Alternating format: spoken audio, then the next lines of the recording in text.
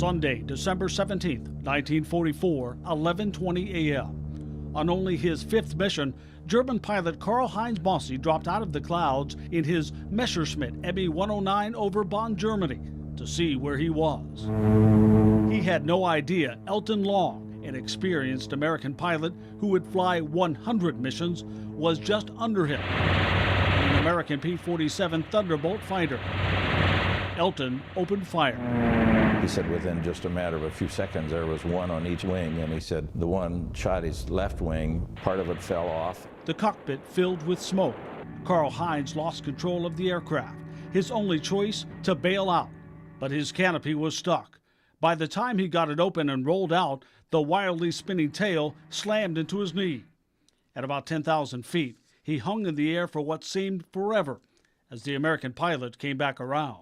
The pilot flew around him one time, saluted, and then left. And he didn't shoot an unarmed guy under the canopy, which is against the Geneva Convention, but he said a lot of Germans did that. Not only did Elton spare the Germans' life that day, days later, as Karl-Heinz recovered in the hospital, never to fly again, his entire squadron of 200 pilots was wiped out attacking an Allied airfield.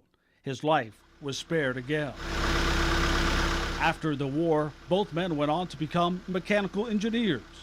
Elton Long earned dozens of patents and invented a piece of equipment that would land him in the Construction Hall of Fame and put Burlington, Iowa on the map. He was the one that they give credit for being the one that invented the backhoe, and that became the #1 piece of construction equipment selling in the world. Decades passed. As Karl-Heinz aged, he became more determined to find the American pilot who shot him down. With the help of a researcher, he found the name, but Elton had already passed away. So in 2014, he sent this letter to his wife, Sue. And he wanted to know if Elton's family knew that story, and the fact that Elton had indirectly saved his life twice. John would go to Germany to meet him, to share the stories of two men who served and went on to make their marks in construction history, with a shared history on opposite sides of a world war.